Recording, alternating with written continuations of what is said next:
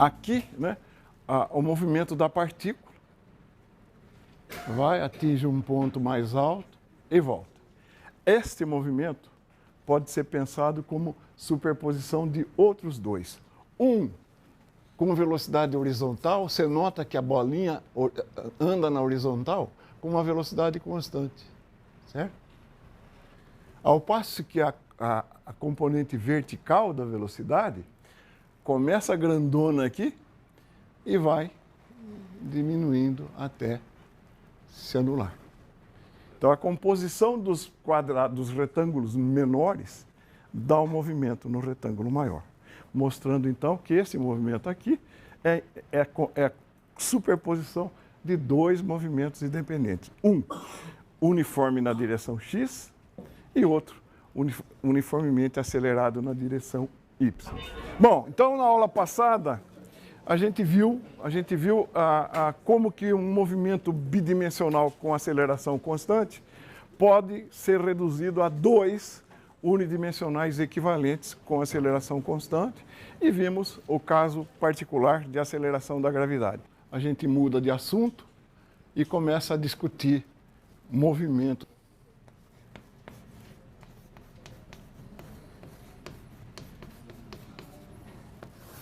Circular. E eu vou começar, né,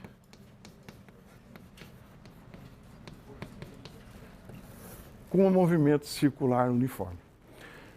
O movimento circular uniforme é um outro exemplo de movimento bidimensional que a gente pode tratar com as equações que conhece. Então, como o nome está dizendo, o movimento se dá sobre uma circunferência, certo? Com velocidade constante. Então, eu vou pegar numa posição qualquer aqui, né? Vou pegar numa posição qualquer aqui. Daquela definição de velocidade, né? O V igual a dr dt, dessa definição aqui, saem duas consequências, né? Saem duas consequências. A velocidade é tangente à trajetória. A velocidade é sempre tangente à trajetória. Por que isso? Olha o caso, olha, você pega, né, uma trajetória louca assim, né? Aqui está o R, aqui está R de t mais delta t. O delta R é esse elemento aqui. À medida que eu faço o delta t tender a zero, né, essa secante vai se aproximando da tangente. Ou seja, a velocidade instantânea v é sempre tangente à trajetória em cada ponto. E o módulo dela, o módulo dessa velocidade aqui, é a velocidade escalar que a gente tinha estudado no capítulo 1. Então, duas coisas. A velocidade é sempre tangente à trajetória e seu módulo é aquela velocidade que nós tínhamos visto. Da definição A igual a dv dt, resultam também duas coisas, né? A aceleração é a derivada do vetor velocidade, variação do vetor velocidade. Para variar um vetor, basta variar qualquer de suas três especificações. Então, a aceleração resulta de qualquer variação de V. Não precisa mudar o módulo de V. Basta mudar a sua direção, por exemplo, que eu tenho uma aceleração. Já que A é dv dt e V é vetor, né? E segunda coisa, ela está sempre dirigida para dentro da trajetória. É impossível você fazer um movimento assim, né? Um movimento assim, que está a uma velocidade. É impossível se essa velocidade faz essa curva, é impossível que atue sobre ela uma aceleração assim. Isso é impossível. A aceleração é para dentro da trajetória. Tá bom? Com essas duas coisinhas em mente, vamos voltar para o movimento circular uniforme. O movimento circular uniforme, numa posição qualquer aqui, eu vou dizer que tem esta velocidade v tangente à curva, portanto, perpendicular à direção radial. Né? E essa velocidade está, enquanto a partícula evolui assim, essa velocidade está mudando de direção. Então, sobre a partícula existe uma aceleração? Sim, por causa disso. Como a direção da velocidade está variando, existe uma aceleração sobre essa partícula. Para onde ela está voltada? Para o interior desta trajetória, que nesse caso é circular. Então, como é que a gente vai caracterizar o movimento circular? Se vocês se lembram da primeira aula, eu falei que o movimento circular é um exemplo que pode ser tratado à luz de cinemática unidimensional. Para localizar o ponto P, que descreve a circunferência, basta eu dar a coordenada angular θ. Se eu der o θ em função do tempo, você sabe onde o ponto P está. θ igual a 45, está aí. θ igual a 90, está aqui. θ igual a π, está aqui. Então, dando o ângulo θ, você localiza a partícula na circunferência e esse ângulo θ pode ser uma função do tempo. Ele pode não ser constante no tempo, etc. Então, agora vem um resultado geométrico que eu espero que vocês já tenham ouvido falar. Eu vou chamar de S o arco sobre a circunferência. E R é o raio da circunferência. Qual é a relação existente entre S, R e θ? Qual é a relação existente entre essas três grandezas? Vocês já ouviram falar na definição do radiano? Se você pegar uma circunferência e fizer,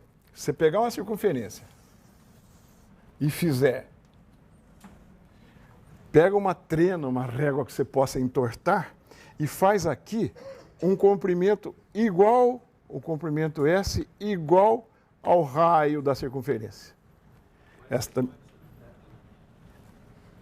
Já vamos. Esse é o raio, que é igual, isto é igual a isso. O ângulo que você definiu, o ângulo central que você definiu, é 1 radiano. Então, θ é definido como a relação entre o arco descrito na circunferência e o seu raio. Então, sai daqui que S igual a R θ. Quando S for igual ao R, θ é 1.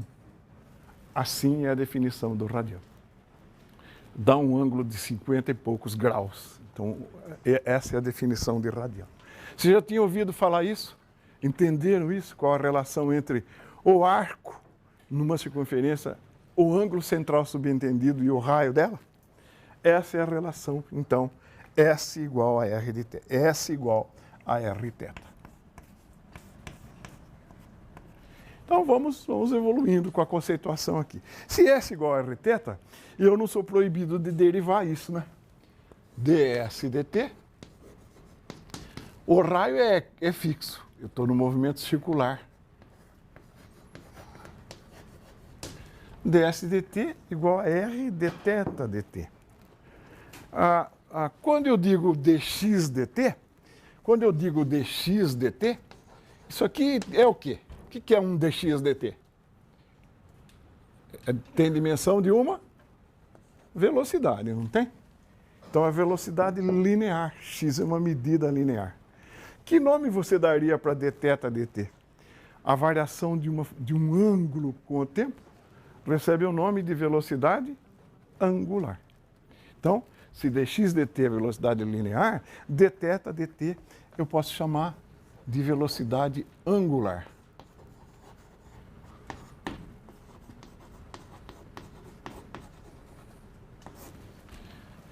Então, decorre imediatamente dessa equação que o que é ds e dt? A razão com que a coordenada sobre a circunferência está mudando. A derivada de um espaço em relação ao tempo é uma velocidade. Que velocidade? A velocidade tangencial, porque é esta velocidade aqui está o módulo dela, né? Módulo dela. Então, ds dt, decorre daqui que ds dt é v é a velocidade tangencial, igual a ômega vezes r. Talvez essa seja uma relação consagrada que vocês tragam na bagagem. A relação entre a velocidade linear, v, a velocidade angular, ômega, é v igual ômega vezes r. Você está vendo, então, que a relação dos dois é linear. Se o meu ômega for uma constante, se a velocidade angular for uma constante, que é o caso, né? O movimento circular é uniforme, existe uma relação linear entre eles. Se V é uniforme, ômega também tem que ser. Então, se ômega é constante, então, né, dθ dt igual a ômega implica, né, se a derivada de θ em relação a t é ômega, θ é θ0 mais ômega t. Faz a derivada disso, né? Faz a derivada disso, dθ dt igual a ômega. Então, isso aqui é o caso do movimento circular uniforme. Alguém teve dificuldade com a introdução do conceito novo, velocidade angular? E você está vendo o rigoroso paralelismo que isso tem com o movimento linear? Compara isso com x igual a x0 mais vt. As equações são as mesmas se você transpõe do caso linear para o caso angular. Então, assim você escreveria a função θ em função do tempo. Ora, vamos definir duas características importantes do movimento circular, que são período, que eu vou chamar de T maiúsculo, né? E daqui a pouco frequência. Vamos supor θ0 igual a zero, então θ é ômega t. Período é o tempo que a partícula gasta para descrever uma volta completa, certo? Período é o tempo que a partícula gasta para descrever uma volta completa. Qual é o ângulo que a partícula descreve na volta completa? 2π. Então eu venho para cá, né? 2π, que é o ângulo que ela descreve na volta completa, é igual a ômega vezes t. Aqui está a definição do período. É o tempo, né? Segundo o qual a partícula descreve uma volta completa. Então, sai daqui que t é 2π sobre ômega. E como f, a frequência,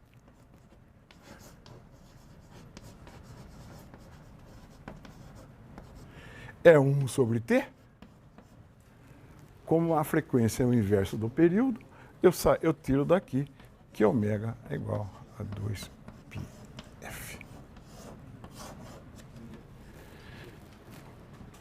Qual é a unidade de ômega? Qual é a unidade de ômega? Né? Ômega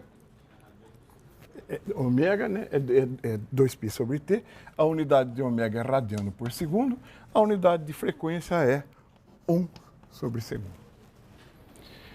A unidade SI para ângulo é radiano, não é grau, tá bom? Tá bom?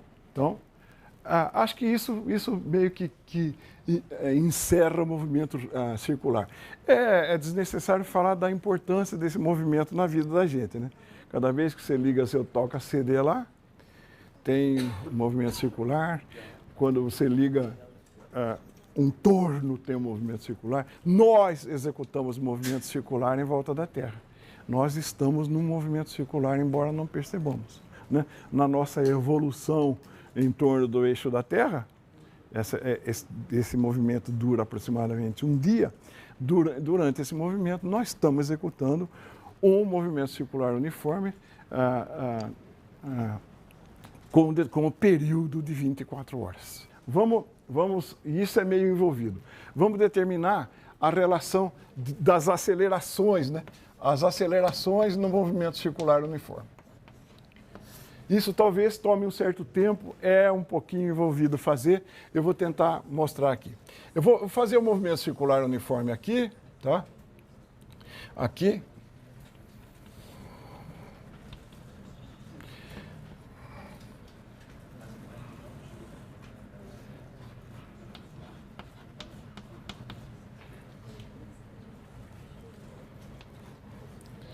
Então, o meu vetor R, né, que liga O a P, está se movendo em relação ao tempo à medida que a partícula evolui aqui. Então, se esse é R de T, aqui é R de T mais delta T. E o pedacinho que eu vou escrever em vermelho aqui, né, é o delta R. Perceberam isso aí? R mais delta R é R de T mais delta T. Por quê? R de T mais delta T é igual R de T mais delta T é a soma de R de T mais delta R. R de T mais delta R dá esse, então delta R é isso menos isso. Legal? Entendido essa afirmação aqui? Que esse é o delta R. Esse ângulo central aqui, eu vou chamar de φ. O ângulo central eu vou chamar de φ. Como são as velocidades no movimento circular? Tangentes à trajetória. Então, aqui está uma velocidade, aqui está uma velocidade, aqui está uma velocidade, v, né? E aqui está a outra velocidade. Como que o módulo dessas velocidades são? Como é que os módulos são? Se o movimento é circular uniforme, os módulos são iguais. Então, aqui está V de T e aqui está V de T mais delta T. Está acompanhando isso? Vocês estão vendo as direções das velocidades perpendiculares aos raios ponto a ponto, né? Certo? Então, ó, se eu desenhar aqui uma velocidade v, que é esta, e desenhar aqui a outra velocidade, que é aquela,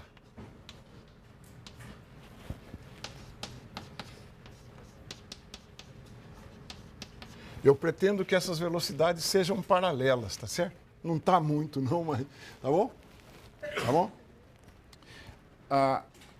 Qual é o ângulo entre as velocidades? Qual é o ângulo entre as velocidades? Tem um teoreminha em geometria que diz assim: ângulos de lados respectivamente perpendiculares ou são iguais ou são suplementares. Olha, esse lado é perpendicular a este. Esse lado é perpendicular a esse. Então, o ângulo que os V's formam é o mesmo que os R formam. Ou seja, esse ângulo aqui é o ângulo φ, aqui está o vetor ΔV. Entenderam o argumento? Eu vou repetir.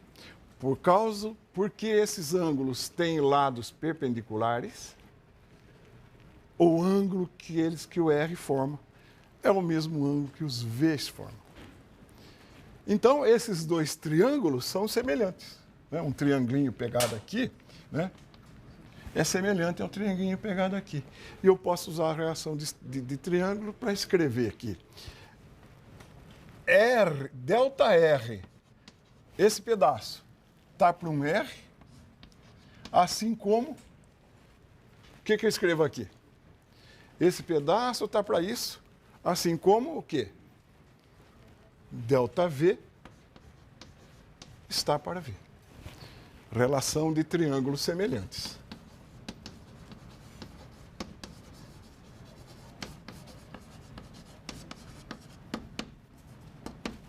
Então, ΔV igual a V sobre R, ΔR. Tá bom? ΔV igual a V sobre R, ΔR. Eu posso escrever, eu posso pensar, né, numa aceleração média. Escrever, então, que ΔV, ΔT é V sobre R, ΔR, ΔT. Tá bom? ΔV sobre V, uma aceleração média, ΔR sobre R, ΔT, ΔT. No limite de ΔT tendendo a zero, o que eu escrevo? Esse limite, né? Limite de ΔV, ΔT, para ΔT tendendo a zero, é igual a V sobre R, limite de ΔR sobre ΔT, quando ΔT tende a zero. Isto o que é? É a derivada da velocidade tangencial, que é a aceleração tangencial.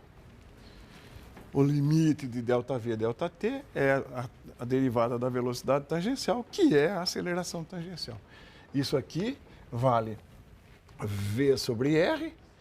O limite de ΔR sobre ΔT, que é a coordenada na tangente, né?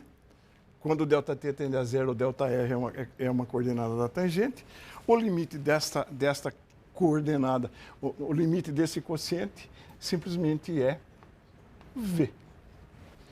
Isso aqui, o limite de ΔR e ΔT, como ΔT tende a zero, é um elementinho na tangente, é a velocidade tangencial. Então, a aceleração vale simplesmente V quadrado sobre R. A aceleração A é V quadrado sobre R. E como V é igual a ômega R, você pode também escrever que a aceleração é ômega 2R. Eu estou lidando com essas coisas em módulo por enquanto. Agora, um conceitozinho avante para a gente melhorar essas notações, né? Vamos falar do versor R.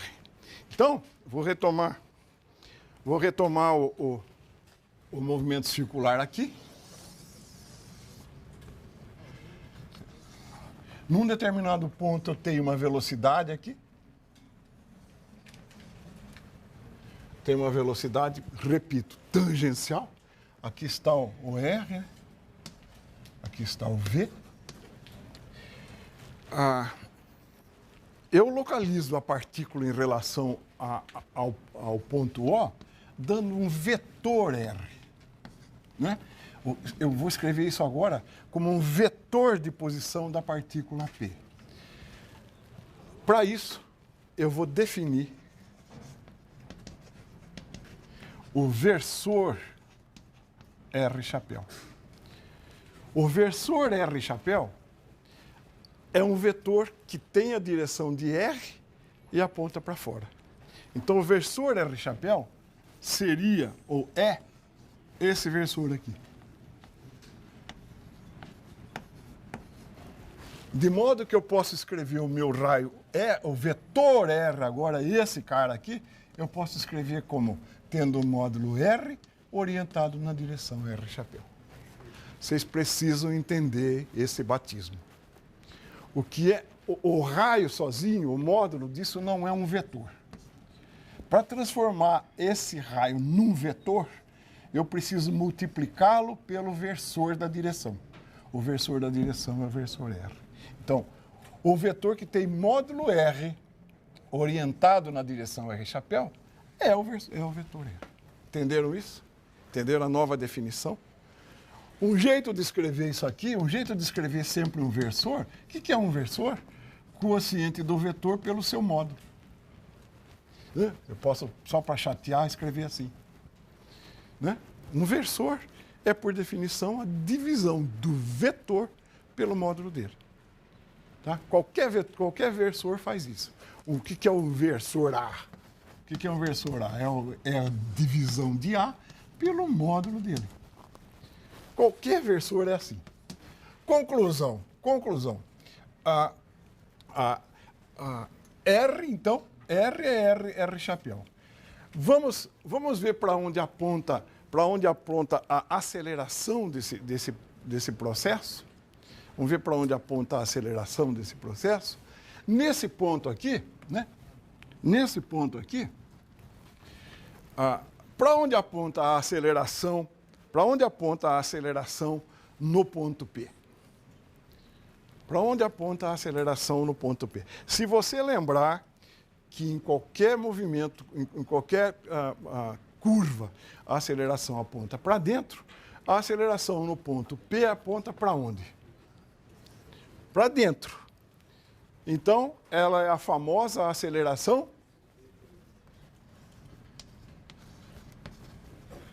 a aceleração aponta para dentro, é a famosa aceleração centrípeta. Então, ao invés de escrever A igual ômega 2R, que é verdade que nós escrevemos até agora, como é que a gente melhora essa equação? Escrevendo-a de forma vetorial. Se eu quiser escrever A, eu tenho que escrever o quê? Eu tenho que deixar claro que o R aponta para fora e o A aponta para dentro. Eu tenho que deixar claro isso numa equação vetorial. O que vocês sugerem que eu escreva? Menos ômega 2 R. Tá bom? Assim. Ou, se você quiser, A igual a menos V quadrado sobre R, R chapéu. Tá bom? R chapéu não muda o módulo. O módulo de A tem que ser V2 sobre R. R chapéu confere a uma coisa escalar um sentido vetorial. Legal? Legal? Então, correndo um pouquinho, vamos falar de movimento relativo bidimensional e acabar a aula. O movimento relativo é muito simples porque é, na verdade, uma brincadeira de somar vetores.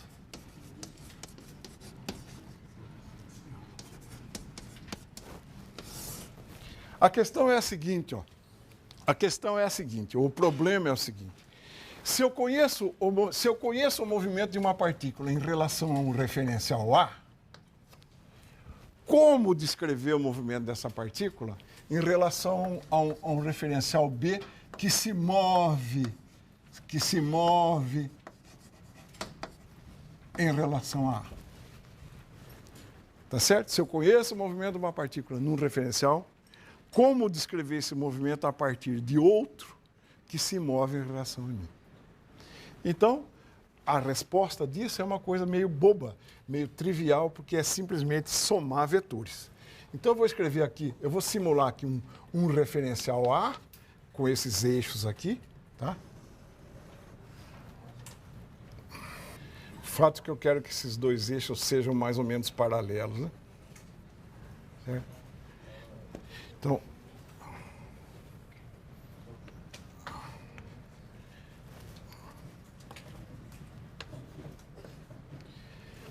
e eu vou escrever um ponto P qualquer aqui. Esse P é descrito pelo vetor RPA, R de P em relação a A, né? Aqui está o vetor de posição RPA.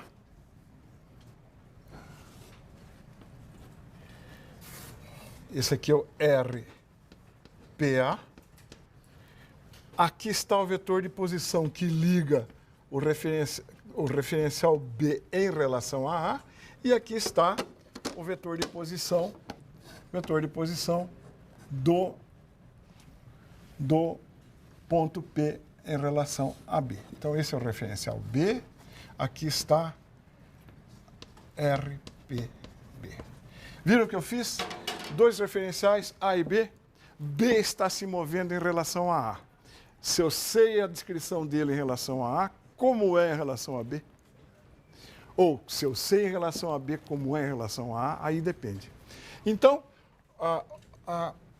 o que é RPA? Vetor de posição de P no referencial A. O que é RPB? Vetor de posição de P no referencial B. O que é RBA? Vetor de posição do referencial no outro. Então, se eu olho para essa figura, o que é RPA? Por isso que eu disse que é extremamente simples isso. É somar vetores, né? RPA é a soma de RBA com RPB. Né?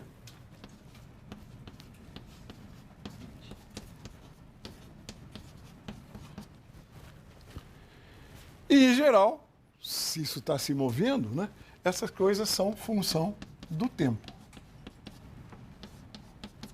Se isso está se movendo, a partícula, os dois referenciais entre si, tudo isso é função do tempo.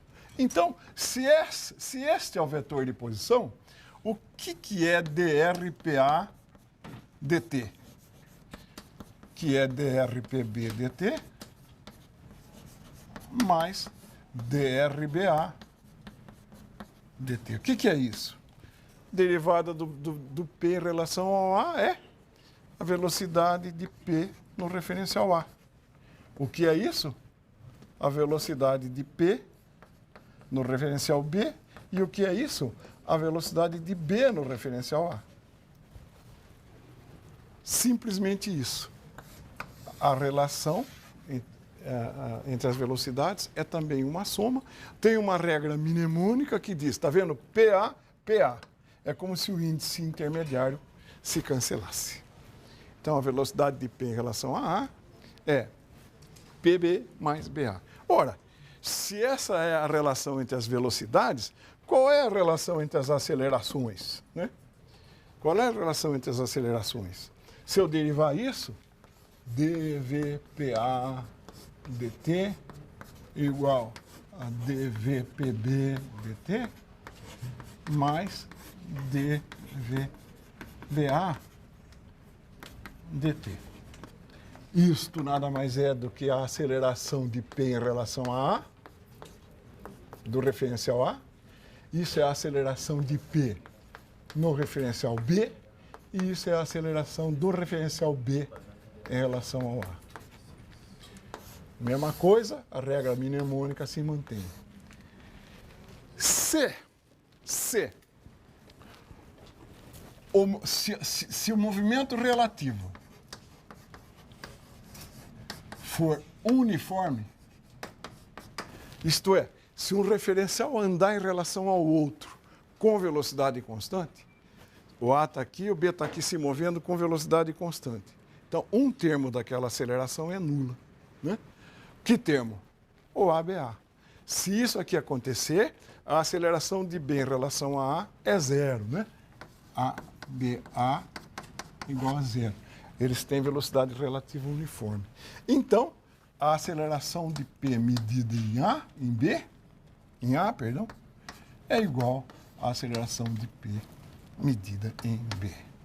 Isso aqui tem uma implicação importante. Quando a gente estudar leis de Newton na semana que vem, nós vamos ver que as leis de Newton só valem para referenciais inerciais. E que dois referenciais que se movam com velocidade relativa uniforme, se um for inercial, o outro também é. Ou seja, em referenciais inerciais, a gente mede sempre as mesmas acelerações. A aceleração não muda quando a gente descreve um movimento de um móvel em dois sistemas de referências com movimento relativo uniforme. E para acabar a aula, um exemplo disso.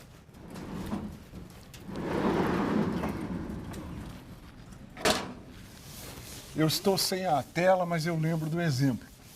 Né? Eu lembro do exemplo.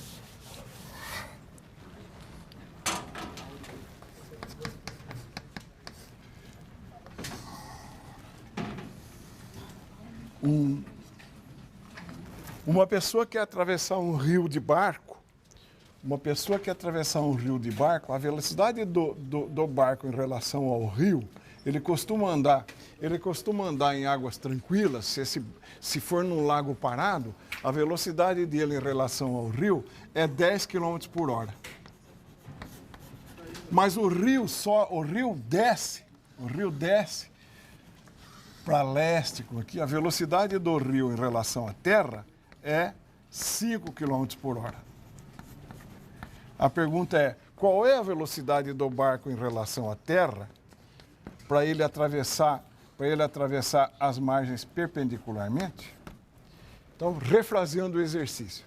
Um camarada quer atravessar um barco, quer atravessar com um barco um rio seguindo a direção norte. Ele quer atravessar o barco perpendicularmente, né? Ele quer sair daqui e chegar aqui, perpendicularmente. O rio flui para o leste com velocidade de 5 km por hora e ele consegue andar o barco em relação à água 10 km por hora. Em que direção e com que velocidade ele deve apontar o barco? Ora, se ele apontasse inicialmente o barco nesta direção, o fluxo de água desviaria o barco para um ponto diferente na margem. Então, parece óbvio que ele tem que apontar o barco em alguma direção noroeste, certo? Parece óbvio que ele tem que apontar o barco em alguma direção, aqui, por exemplo. O que é isso? A velocidade do barco em relação ao rio. Mas essa velocidade somada com a velocidade do rio em relação à terra vai dar, pela nossa equaçãozinha ali, ó, né, a velocidade do barco em relação à terra. Nosso referencial, quando você olha, são as margens e a terra. Então, se ele quer atravessar na direção perpendicular, esta é a velocidade do barco em relação à terra. É a composição de VBR com VRT. Se ele não fizesse isso, esta velocidade desviaria o barco da sua intenção. Então, daqui você vê, né, que a velocidade do barco em relação à terra, o que é? Velocidade do barco em relação ao rio, mais velocidade do rio em relação à terra. Aquela brincadeira que eu falei da regra mnemônica, certo? Velocidade do barco em relação à terra é a soma de VBR com VRT. O que eu quero? Qual a velocidade do barco em relação à terra? Então a velocidade do barco em relação à terra,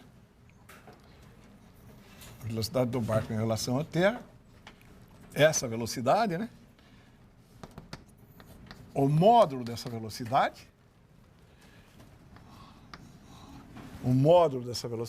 é a raiz quadrada do módulo de VBR ao quadrado menos V. Tá? Isso é isso, quadrado disso é isso menos isso. Pitágoras, legal? Então isso aqui dá raiz quadrada. Velocidade do barco em relação ao rio, 100, menos velocidade do rio em relação à terra, 5, 25. Isso dá raiz de 75, que grosso modo é 8,7 km por hora. Então, a velocidade do barco em relação à terra vai resultar 8,7 km por hora e o ângulo φ para onde ele apontou é o arco cuja tangente vale VRT 5 sobre VBT, que é 8,7, VRT sobre VBT, a tangente. VBT acabei de calcular. Esse ângulo aqui, se bem me lembro das anotações, é próximo de 30 graus. Tá bom? Então, lidar com o movimento relativo é lidar com soma ou subtração de vetores. Por hoje era isso.